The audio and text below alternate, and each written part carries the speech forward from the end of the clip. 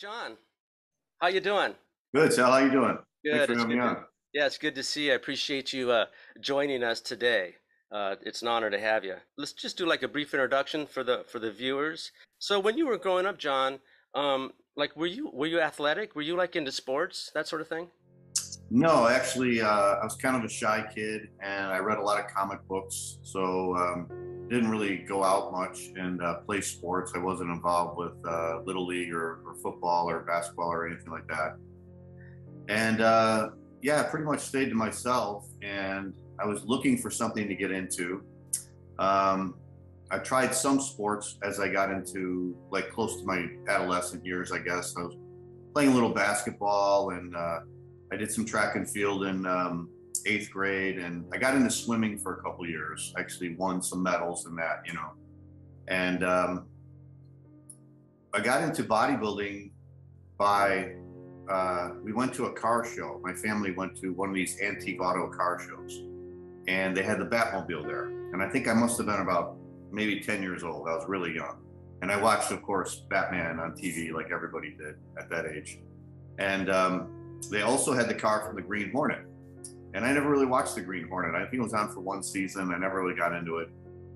So I didn't know who Bruce Lee was. And Bruce Lee had just recently passed away. And they had a big picture of him next to the Black Beauty car, which was the car from the Green Hornet. And it was from Enter the Dragon, and he had his shirt off, and he was really ripped. And it said Bruce Lee 1940 to 1973. And I was like, wow, who is that guy? That guy he was the first person I'd ever seen that looked like a real life superhero, because he was so ripped and so muscular.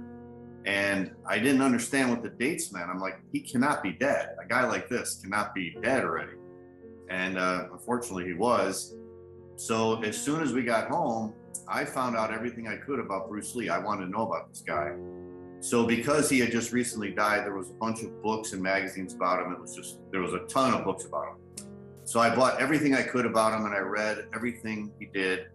And I started following Bruce Lee's regimen because I wanted to look like him. So I started doing push-ups and sit-ups. I started running. I started, stretching. I took a local karate class at the Park District, and I did everything I could. And then also one of the things he did was he weight trained for power. So when my parents asked me that year what I wanted for Christmas, I told them I wanted a weight training set. So they bought me a 110-pound weight training set, and it came with a fold out of like 10 exercises, all the basic movements, one basic movement for each body part. And I was following that religiously, like 3 days a week. And then I wanted to do more. So for my birthday, my parents bought me an exercise bench, or an adjustable incline bench. And then I started going out and buying the bodybuilding magazines at the health food store to find out more exercises to do. And that's when I really found out what bodybuilding was. And once I found out what bodybuilding was, it was just this real certainty that I knew this is what I was going to do. It was like I'd been searching for something. And once I saw what bodybuilding was, it was like, this is what I've been searching for my whole life. And so when I read the comic books as a kid, what I really liked was the muscular physiques that the superheroes had. And of course, Bruce Lee had the muscular physique. But when I saw what bodybuilding was, I said, this is it. And I knew nothing about the sport. I knew nothing about drugs or genetics or the politics or the competitions, nothing. But I just said, this is what I'm going to do. And once I found out what bodybuilding was, I started going around telling everybody I'm going to be Mr. Universe one day. Oh, awesome. And I was like 14 years old, and I was 135 pounds when I started. Right, So right. it's pretty funny saying you're going to be Mr. Universe. But I really loved that sport, from the minute I found out what it was. Yeah, I remember Bruce Lee. He very inspirational. Yeah, So he was very small. He was only, I think, 135 pounds. But he inspired a lot of bodybuilders with his physique. It's amazing if you go back and talk to a lot of these bodybuilders. They all started as Bruce Lee, fans. Dorian Yates, Flex Wheeler. A lot of these guys they love Bruce Lee's physique, and that's how they kind of got into bodybuilding. see, I was going to ask you about that, how that changed your life when you were 14.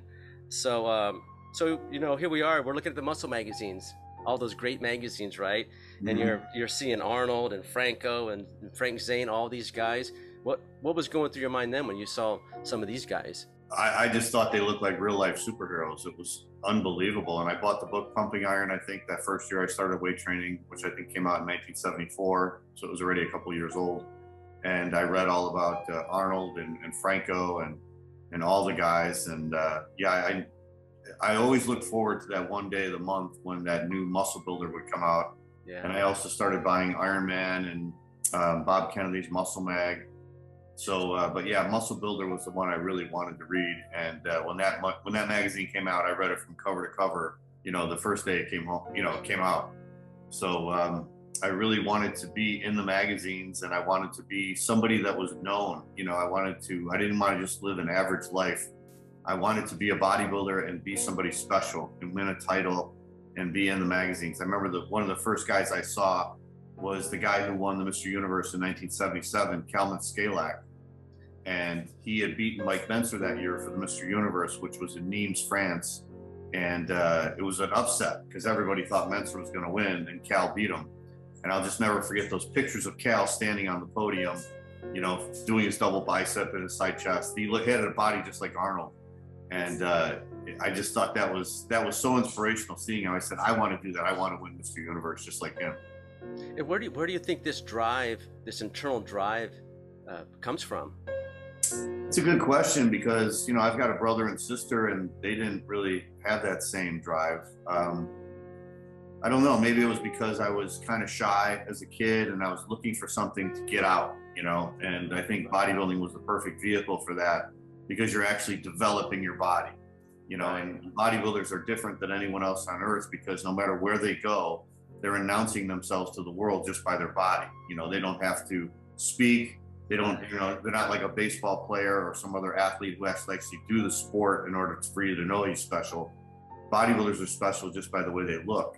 Right. And that's what I wanted to do. I wanted to develop my body and be different. And I wanted to, you know, be like heroic looking, like I thought the superheroes were, or like the bodybuilders were. So I just loved the whole sport. And then when I started getting into it, I just loved the discipline of it. You know, I really liked the hard work and the discipline. Some people don't like that aspect of it, but I love that part of it.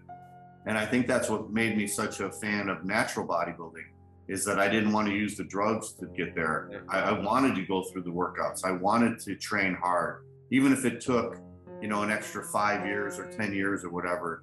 That was okay with me. I didn't mind that. I love the hard training. I love the discipline when I started getting into competition and having to diet. I just love that aspect of it. So to me, it's still the most fascinating sport ever. It's like where you can actually change the look of your body just through hard work. And I don't think there's any other sport like it. And that's why even now, after all these years, after over 4 decades of doing this, I'm still as in love with bodybuilding now as I was back then, because I just love the whole aspect of it. And I'm still dieting, you know, every once in a while I'll go back on a diet, even if I'm not competing, just to go through the process of it, because that's how much I just love the whole discipline of bodybuilding. Just lived and breathed bodybuilding. Yeah. And that's why I don't understand bodybuilders who accomplish something, you know, like won national titles or were professionals, and as they got older, they just quit and they don't train at all. I never understood that, because I think once you really fall in love with bodybuilding and you're a good bodybuilder, you'll always do it, no matter what your age is. I mean, look at Bill Pearl. Bill Pearl's, he'll be 91 this month. At the end of this month, he'll be 91, and he still trains every day. And you know, it's like, I think once you are bitten by that iron bug, it never goes away. Okay, do you remember when Arnold published that first encyclopedia, the one with the yellow cover? Yes. Remember when that was? 1985, yeah. Did you buy that book?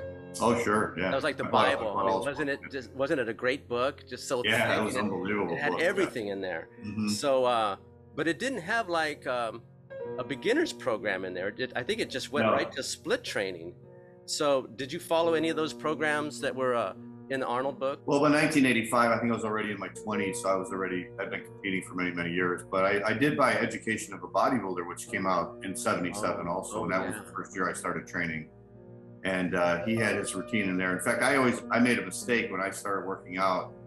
After I followed that basic 10 exercises, 1 exercise per body part routine for like 6 months or so, I started training like 6 days a week, twice a day. Oh my goodness. Yeah. I would get up before high school, before school, I would get up early, like 4:45 in the morning, and I would go into the back room of our house where I had my weights, and I would work out and then go to school all day. And then when I got home from school, I would work out again. Oh Because my I thought, God. well, that's what Arnold did. That's what you're supposed to do.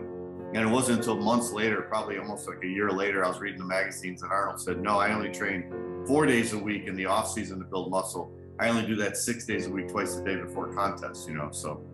Well, I've seen photos of you from that first year of training, Mhm. and John, like you were 15 or 16, whatever it was, and you already looked jacked. You had the big arms, and you had the lats were happening, Yeah, and you could yeah. see. I mean, like, were you surprised at like how fast you grew, or what were you thinking? Well, I remember I was surprised at those pictures because up until that point, I had, obviously when you're like a skinny kid and you're looking at the bodybuilders, you think like these guys coming from another planet. It's like, yeah, I couldn't even relate to them at all. I'm like, how am I ever going to develop my physique? I'm looking in the mirror in my bedroom, and I'm like, I don't look anything like these guys. Right. And then I remember there was an article in Muscle Builder. It was about genetics, and I think it was Joe Weider that wrote it, but he basically broke it down into a numbers thing, and he said, if you take 100,000 people who start weight training, out of that 100,000, there's probably only going to be, I can't remember if it was 1 or 10 that are going to have the genetics to be a bodybuilder, because you have to be born with certain genetic aspects. And then how many of those people are going to actually want to be bodybuilders and are going to have the mental strength to do it and they're going to follow through. And I remember the high school I went to, the freshmen were all in one building. And there was 2 guys in my freshman class that were really well developed. And I thought, man, these guys got great genetics, because they weren't training as hard as I was. They weren't as dedicated as I was. They were eating junk food. And the one guy was a big partier. And I was totally devoted to everything with bodybuilding. And I thought, man, I'm putting way more into it than they do. And they look better than me. So then when I read that article, I said, oh, these guys must have the genetics and I don't. So after a year of training, I remember my brother took some pictures of me. And when I saw those pictures, it was really helpful, because I looked at my physique and I was comparing it to the pictures. And I said, oh yeah, I got the shape of the lats, and I've got the peak biceps, and my chest is flat, but it's long and it's wide. So I've got the genetics. It's just going to take a while to build it all up. But I could see by looking at those pictures that I called it long-term genetics. I had the structure, I had the shape. I just didn't have the natural muscle mass. I didn't have the kind of genetics where I grew really quickly. It was going to take a lot of hard work, and it was going to take years of work. But I knew I had the genetics as far as the shape goes and as far as the bone structure. So that really gave me hope, those pictures, and it really inspired me to keep going, because I might have given up at that point if I didn't have that. So what kind of food was mom cooking for you back in the day, back then when you were working out and growing? I was just regular healthy food, but and then I would fix my own. I think I was eating eggs in the morning probably, and I don't know if I was eating oatmeal at that point, but like tuna fish and things like that. It was just I really didn't know much about nutrition. I didn't know anything about counting up calories or figuring out your macros or any of that stuff that I would learn later on. I was just trying to basically get bigger, and then when I was 16, I started competing already. 16. So. Yeah. So then to get ready for a contest, I remember I would only diet for 4 weeks, and I would just basically cut the food in half of what I normally ate. So it wasn't a scientific plan at all, but that worked as long as my metabolism was so fast and it was hard to gain weight. So if I dieted for even 4 weeks, that was enough and I would be ripped. And so it wasn't until I think many years later, after my teenage years, that I really started to learn more about nutrition, because, we didn't have the internet back then. Right. So if you wanted to learn about nutrition, if you wanted to figure out your calories, I remember there was a book called the Nutrition Almanac, and it was this really thick book, and it had all the calories and the protein, carbs, fats, vitamins of every food. And I had to buy that book and look up all the foods I ate, and then figure out how much I was eating of each one in order to figure out all my calories and stuff. Right. And I guess the champs from back in the day, I guess it was just intuitive eating, maybe. I mean, they didn't count, I guess, either. They just kind of ate, well, I'll have some, a steak and maybe some eggs and a carb, and they just knew how to eat and then to maintain their weight, I guess. Right. Yeah, right? I don't think Arnold and those guys counted up their calories either. So, I think it was just they cut out certain things And I know they all ate low carbs back then, so they would just change their diet around as they got ready for shows. So, John, I mean, uh, you realized your dream. I mean, all those years of hard work and exercising and diet, and you actually become a natural Mr. Universe.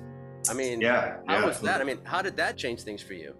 Well, it was a long road, because like I said, I started competing as a teenager at 16. And then after that, I tried to go into the MPC and win the IFBB Mr. Universe. And I did that for several years, never won a contest. And then when I realized that, the drugs was such a big aspect of it, that's when I got into natural bodybuilding. But when I started bodybuilding as a teenager, there really was no natural bodybuilding. It hadn't developed to that point. There might have been a couple drug tested shows around the country, but you never heard about them. And around the, I think, late 80s, maybe the mid to late 80s, I think it started to get more popular, because when the bodybuilders started getting bigger, I think there became more of a need for natural bodybuilding. A lot of people didn't want to go that route. So when I started competing as a natural bodybuilder in the early 90s, that's when I found out about this Natural Mr. Universe contest, which I never even knew existed. And that was a different organization than the MPC or the AAU. So I had to go into this other organization and win their qualifying shows. And then finally I won the Natural Mr. Universe when I was 29. But yeah, that was, it was the realization of a dream, because that was the contest I always wanted to win. And then after I won that, I really promoted myself to the magazines, and I sent pictures out, and I ended up, I think, in 5 magazines that year after I won the Natural Mr. Universe, which before that, I had never been in any magazine. All those years as a teenager, right, all my years competing as in my 20s, no matter how hard I tried, I couldn't make the magazines. And then once I went into the natural aspect of it, that's when I made all the magazines. So that was the right move. How exciting was that? See yourself like, oh, I'm in like whatever magazine. Oh my gosh, like it's actually happened, right? Yeah, it was unbelievable. Yeah, I bought I'd go to the store and buy 20 issues of it. Right. Unbelievable. Yeah. So, John, you're out in Florida now. And so what have you been up to now, 2021? What's going on for you these days? Well, I just started doing some online coaching, and I did it for a friend of mine who owns this company called Physique. His name is Paul Revelia, and I've known Paul since I moved out here to Tampa about 10 years ago. So he's very successful with his company. So I just joined, and I'm on board working with him. And online coaching is really kind of taken off now. It's like the new personal training. Right. Because you're able to train anybody around the world, really. And you just basically design a training program for them and a nutrition program.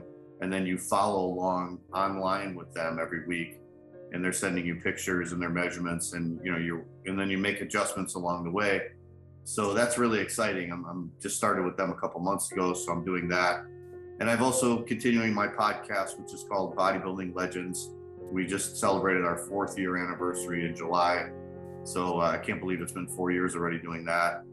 And I'll be working the Mr. Olympia next weekend. I'll be doing some backstage interviews. Nice. Sean Ray got me back there to the show. Again, this is my 2nd year doing that. So that's really exciting, working at the biggest contest in the world and being part of the action backstage. Right. So now, did you have any stubborn muscles that were hard to build up? My legs were really tough. I have a kind of like a shorter upper body, longer legs, and it's all basically, genetics, like where your muscles are attached and everything. So I think most bodybuilders have probably 2 or 3 really good muscle groups or body parts, and then 2 or 3 that are really difficult.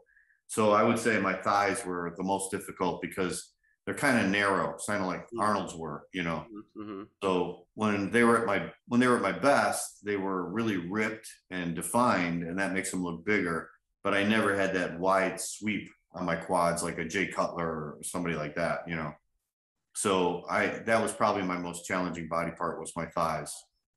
So John, I noticed back in the day that a lot of the champs had big full chests and big rib cages. Mm-hmm. Like Mike Katz, an old bodybuilder, Freddie Ortiz, had a big rib cage. Yeah. And even you have this big barrel chest, right?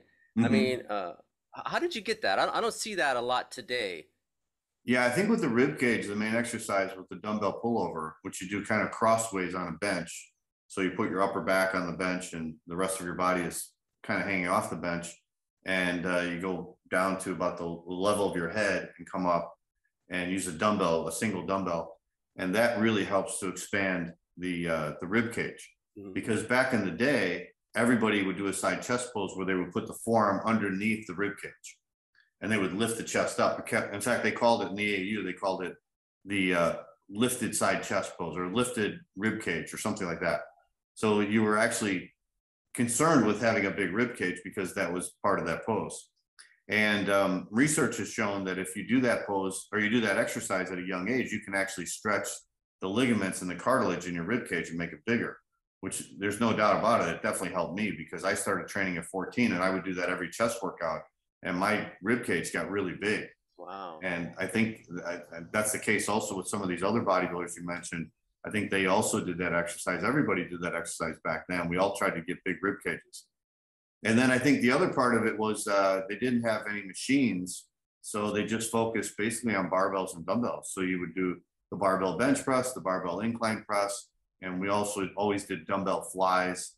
And then we finished off with the dumbbell pullovers. So I think that was pretty much the basic routine for all bodybuilders. And I know that's what I did too. So my chest was kind of slower to develop, but I know I had that rib cage from a young age. So I'm sure that was from the dumbbell pullovers. And that's not, nobody does those anymore because people don't do that kind of side chest pose anymore. They don't put the arms under the rib cage. They don't even consider the rib cage. They kind of sit down on the side chest now and they crunch down. Right, right. What I found in bodybuilding is everybody follows everybody else. So whether the pose looks good or not, if everybody's doing it that way, then that's what everybody does. You know, Right. they just follow the way everybody else does it. A lot of these younger bodybuilders don't know about the history of the sport, and they don't go back and look at the way that the other guys used to do it.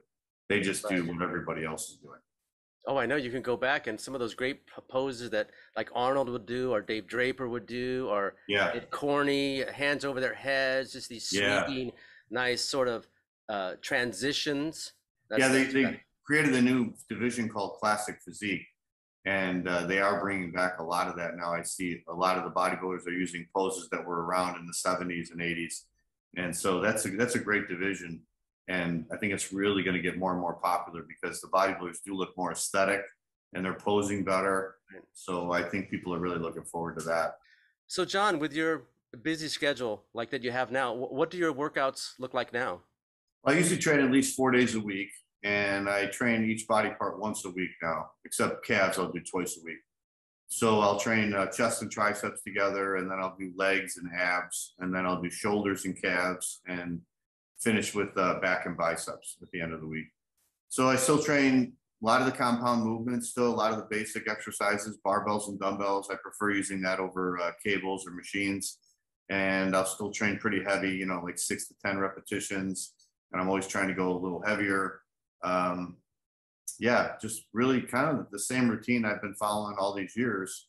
So John, after years of coaching a lot of folks and training people, um, what do you see? What are some of the most common mistakes that, beginner lifters or intermediate lifters are making?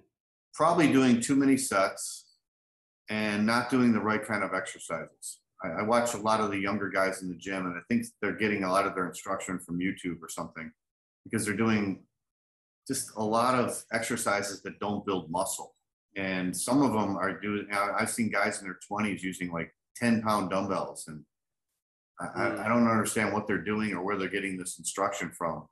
I think the best way to build muscle, without a doubt, is to use the basic compound movements and use as much weight as you can in good form, you know, between 6 and 10 repetitions. I think that's been proven to be the best repetition range for building muscle. And especially when you're younger and you've got high amounts of testosterone and you know your recovery ability is really well, your joints don't hurt. I think that's really the best time to be doing that kind of stuff. And I don't understand where these guys are getting their instruction, but it seems like they're getting it from somewhere because I keep seeing a lot of guys doing the same mistakes. what do you say to some of your clients or your trainees, um, where they're working out in the gym, and I even see it with myself. I'll work out, 2 or 3 times a week, and weeks and months will go by, and I don't even see a change.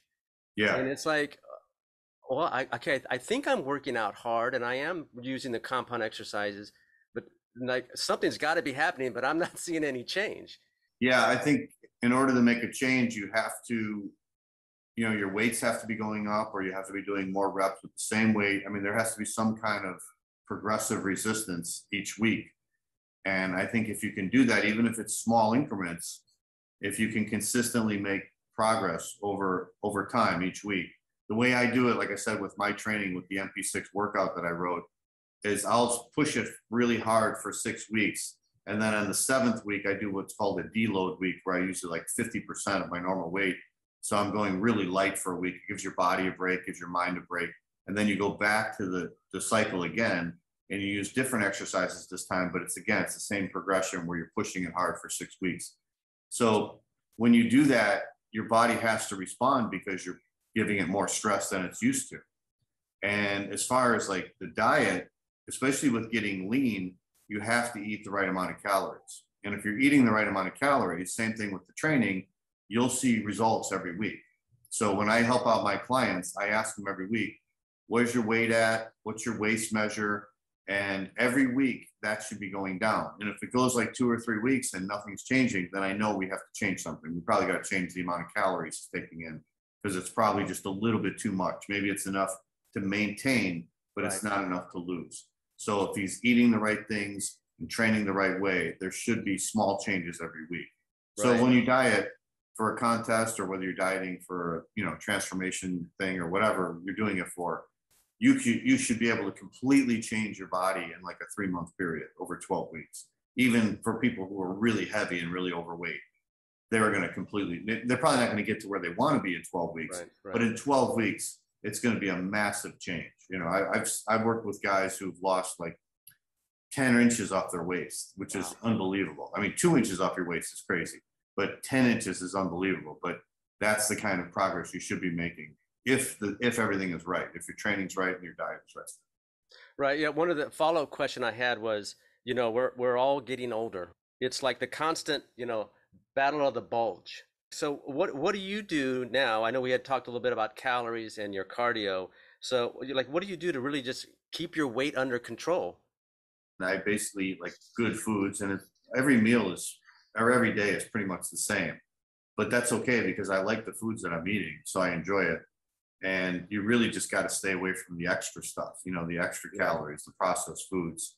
I think the average person, one of the big mistakes they make is they go out to eat a lot, or they just don't follow a structured plan. Most people eat whenever they're hungry. So they'll eat 2 meals a day, they'll eat 3 meals a day.